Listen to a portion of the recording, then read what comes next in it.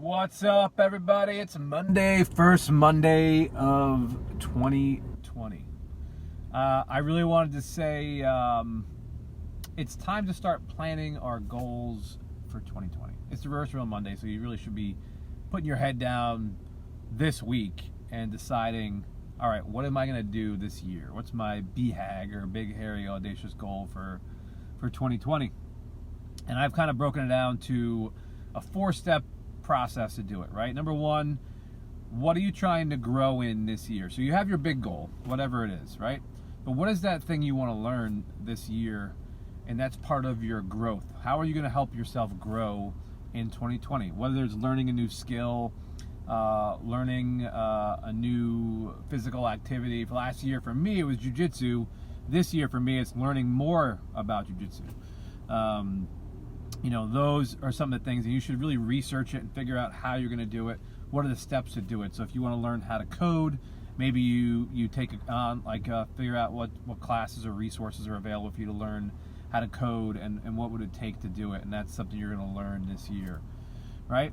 And then, if we're going to stick with that idea of coding, or even if you want to do a financial goal for business, but ideally you want to do both, right? You want to have both a personal goal and a business goal for yourself. Whether you're your own entrepreneur or you're working for somebody else, the idea is that you should have both personal and business goals, right? So make both of them. So let's go back to the business goal. I want to make $100,000 this year. Great. How am I going to do that? You do the research within your business, within your niche, of what you're going to do. How are you going to learn to do that, or how you're going to get your business to that dollar amount. Then you got to figure out opportunity costs, right? What is opportunity costs and what's important to me over the next year? What is something that would benefit me in that? So if I'm going to be I'm trying to lose 20 pounds, then maybe I say, okay, I'm going to lock out the first hour of the day to do workout. Okay, great. What would be something that would get in the way of that and not help me fulfill that goal?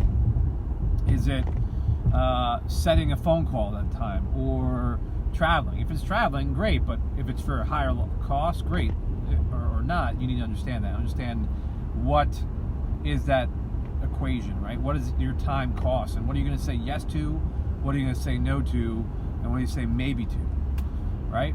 And then the next one is action. So what is the action that you're going to take? So you have these goals and you have broken it out. So let's say it's $100,000, right? So you need to make $25,000 a quarter. How are you going to do that, right? So you break it into the objective. The objective is $25,000. Great. What are the key results to get that objective? And this is really the nuts and bolts of it. You can break it into a year. This is really where the action comes in for everything you're doing. You get one yearly objective, $100,000. Then you can do a quarterly objective, $25,000 over the next quarter. What's the key result you need to do with that? And then you break it down. So now you know these key things you're going to be doing. Now, to keep yourself accountable, another A, you should be grading yourself on that measurable thing. So let's say your goal was to sell 3 widgets that are worth $10,000 a piece. Great. Now I need to sell these 3 widgets in this quarter. That's 1 a month. How many meetings do I need to go on to get that widget sold? Then once you do that, let's say, for example, you only sell 2 widgets at the end of the quarter. Now your grade is 66%. Right? So you've broken it down. You've given yourself actual grade. It's accountability on yourself of what you're doing. This is called objective key results, and it's based off of Google and Intuit's growth process. And if you do some reading on it, it's pretty amazing of what it can do. But most humans and most people work in 90-day cycles, and you can break out these goals annually, quarterly, monthly, weekly, the same way, and then prioritize them, right? And these are the top 5 things I need to get done to grow this year. And the last one is really where you're going to grow personally, right? So you got the L in goal is, what are you going to launch? I'm launching this business, or I'm launching this idea, or I'm launching this initiative to give back Or is it how am I going to improve my love life with my partner or my spouse or whoever, my kids? And what am I also going to learn, right? So that learning process should be an integral part of everything you're doing in 2020. So I hope this helps you in your planning.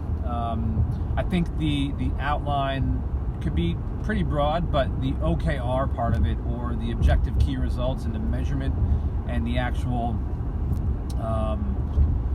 breaking down into smaller steps is the way to do it. And it gives you a measurable grade at the end of the day of, am I improving? Am I growing quarter over quarter? How have I done? I've set these goals for myself, and am I going to reach them? If you don't keep yourself accountable, you're just not going to grow. So, hope that helps everybody. Have a great day. Don't forget to ring the bell every day.